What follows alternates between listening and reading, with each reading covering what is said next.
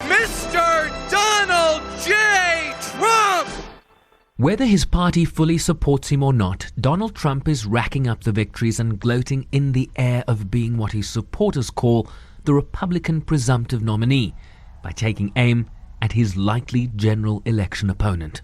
Hillary Clinton cannot do the job, number one. Number two, she shouldn't be allowed to do the job because what she did was a criminal act. She shouldn't be allowed to run. And with an equally strong showing from the Democratic frontrunner, the current trajectory points to a Clinton v. Trump matchup in November. Instead of building walls, we're going to break down barriers and build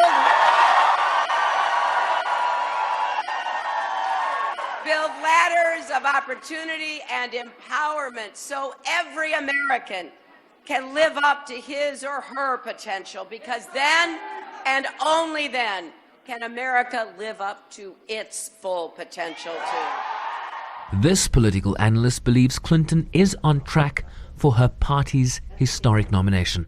The big takeaway is that Hillary Clinton, with her 7-state sweep, particularly in the Deep South, but also the fact that she was able to capture Massachusetts as well, is really poised now to be the Democratic nominee, barring some kind of catastrophic collapse in her campaign or something unexpected. The delegate count post Super Tuesday places Hillary Clinton in a commanding lead over Bernie Sanders. While she has won the most number of delegates through the state-by-state polls, she has a healthy majority of superdelegates or party officials who are backing her as well. On the Republican side, superdelegates cannot choose the candidate they prefer, but must vote for the one that wins their state. And with 10 wins under his belt, Donald Trump leads the normal delegate count over his nearest rival, Ted Cruz, as well. Bernie Sanders, I would say at this point you're hard-pressed to find a path forward for him numerically. Very much on the other side, like a Marco Rubio, he is very much fighting the math at this point. And with Donald Trump looking more and more like the man to lead the GOP into the general election, he's begun to shift his tone in the hopes of unifying the party behind him. We also saw Trump's coalition come together last night in a way we haven't before, and it is an impressive coalition because he not only won the South like Hillary Clinton did, South Carolina, Tennessee, Alabama, Georgia, he also got the Northeast, he got New Hampshire, he got Massachusetts. And so what we're seeing there is a revitalization of what we used to call the Reagan coalition. Making the establishment Republicans very nervous.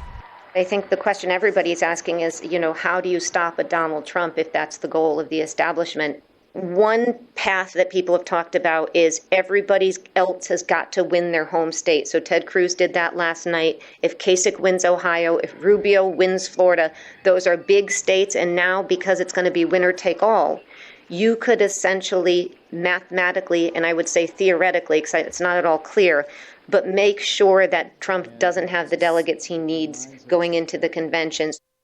The other option, if 2 of the 3 candidates running against Trump drop out and give their backing to a single challenger in this race. Dr. Ben Carson on the Republican side is expected to announce to his supporters later this week that he sees no path forward to the nomination, and that's good news for his competitors who will hope to pick up his supporters. On the Democratic side, Bernie Sanders is going nowhere, and that's not necessarily bad news for Hillary Clinton. If he were to drop out too soon from this race, she runs the risk of having the media narrative shift completely to the GOP race. And that's not necessarily good news if she's not spoken about until the beginning of the general election. Sherwin Bryce-Pease, SABC News, New York.